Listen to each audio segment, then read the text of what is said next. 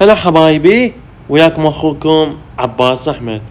هواية جاني التعليقات يقول احنا نلعب ايبادات 10 و9 و11 ما نعرف ايش قد نخلي حساسية الركب، اما نخلي جوستيك ايش قد نخليهن. بهذا المقطع راح اخلي ايمك بالمواجهات يصير هيك.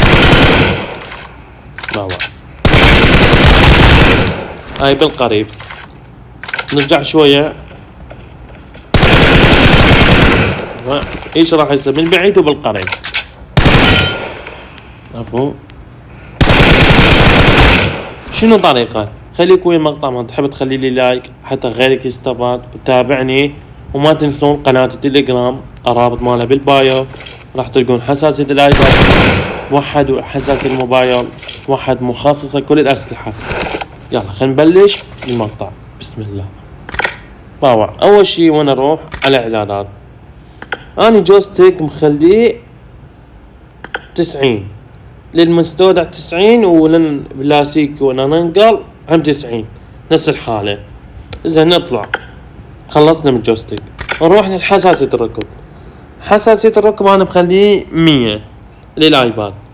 زين عباس يا حتقول لي عباس منظور ايباد نخليه 100 وهذا، اما يقولون بهيتشوت هواي يصير ايمن قوي. اخوان باوع، انت تلعب ايباد ما نصحك تفعل منظور ايباد على الايباد نهائيا. انت جوال موبايل عفو تلعب موبايل فعل منظور ايباد، هاي بعد يمك. بس جماعة الايباد ما نصحك تخلي تفعل منظور ايباد وانت تلعب ايباد. ما راح يصير منظور ايباد، راح يصير عندك منظور محاكي. اما كانت عندك هيج بالايباد سوي له هيج، هذا ما كانت هيج سوي له هيج، حتى ايمك ما ينفع.